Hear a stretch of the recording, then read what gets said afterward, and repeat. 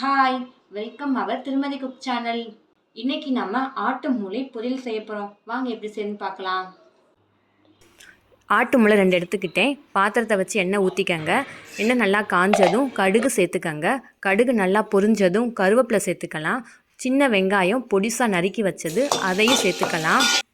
வெங்காயம் நல்லா வதங்கினதும் 1 ஸ்பூன் இஞ்சி பூண்டு பேஸ்ட்டு, 1 ஸ்பூன் மட்டன் மசாலா தூள்,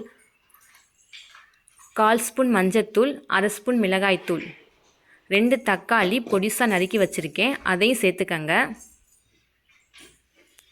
தக்காளி நல்லா வதங்கினதும் சுத்தப்படுத்தி வச்ச ஆட்டு மூளையை சேர்த்துக்கலாம். இதுக்கு தண்ணி சேர்க்க தேவையில்லை. மூடி வச்சதும் அந்த ஆவிலேயே நல்லா வெந்துடும்.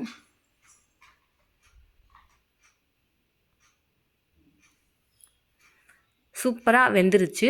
1 ஸ்பூன் மிளகுத்தூள் சேர்த்துக்கங்க. கொத்தமல்லி தழை சேர்த்துக்கங்க. சேர்த்து நல்லா கிளறி இறக்கிடலாம்.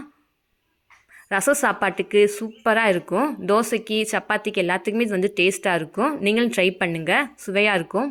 மூளை பொரியல் ரெடி ஆயிடுச்சு. வாங்க சாப்பிட்டு பார்க்கலாம்.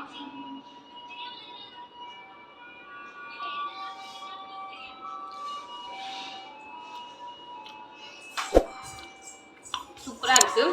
நீங்கள் ட்ரை பண்ணுங்கள். எங்கள் சேனல் பிடிச்சிருந்தா லைக் பண்ணுங்கள், சப்ஸ்கிரைப் பண்ணுங்கள். தேங்க்யூ.